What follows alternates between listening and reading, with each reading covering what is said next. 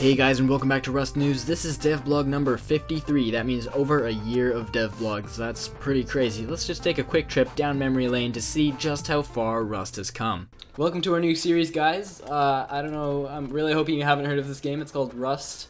It's a brand new game. Only about 4,000 to 5,000 people have copies because they only sell 100 a day. Anyway, this week there's been a huge amount of progress, so let's get started.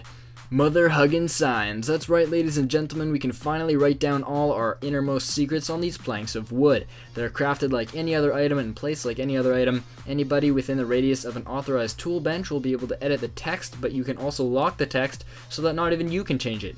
They come in multiple sizes, some that require blueprints. So far, they're all wood and currently all have a messy handwritten font. One of the things that made me rage quit Rust is that when you die and your screen cuts to gray, you have no idea what happened. Well, Gary has fixed this problem and, in doing so, added a very cool new game mechanic.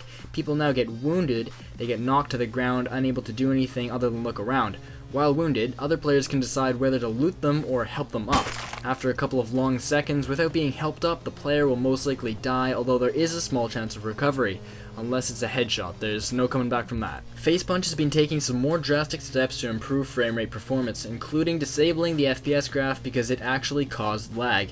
Weapon strike sounds now should be more in sync, and gunshot sounds now have a reverb effect.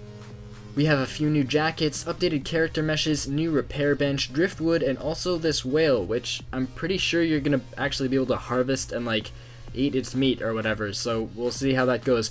Both animal and player animations have been greatly improved, as seen here. Megan has finally finished her neat little icons. Apparently a lot of people don't like them, but I think they're adorable. Homeboy Vincent's been working on the breakability of building skins. For the moment, the particles and sounds do not match the broken material type, but he expects the effect will get much more convincing over time. And finally, the moment we've all been waiting for, the legacy map. Well, not quite. They're actually still in the final stages of getting it into its minimum playable state. We should expect to see it next month. Just so there are no surprises, I think you should all know that this map is not a port of the old legacy map. The layout is merely inspired by it. It has brand new everything: new trees, new lighting and fog, new rocks, new ground textures and shading, new bushes, new flowers, and new mushrooms. It has two biomes, a snowed up elevated center surrounded by temperate forests and plains. Y'all ready for list? Okay, consuming food now plays sound effects. You can only eat a piece of food every 2 seconds. Shooting or aiming projectile weapons will now stop sprinting and perform the action similar to melee. Pressing the sprint key while auto-sprinting will now disable it. They nerfed the salvage hammer and increased the price of the salvage hammer. They nerfed the stone pickaxe damage and made bandages easier to craft. They fixed the guns and melee weapons failing inside caves, fixed crazy sky rendering, and finally they nerfed the pumped shotgun. Thanks so much for watching, guys. Next week's update will require a wipe, so take that into account before starting a giant build. If you guys enjoyed this video, please tune in next week to see what Gary and his crew are up to.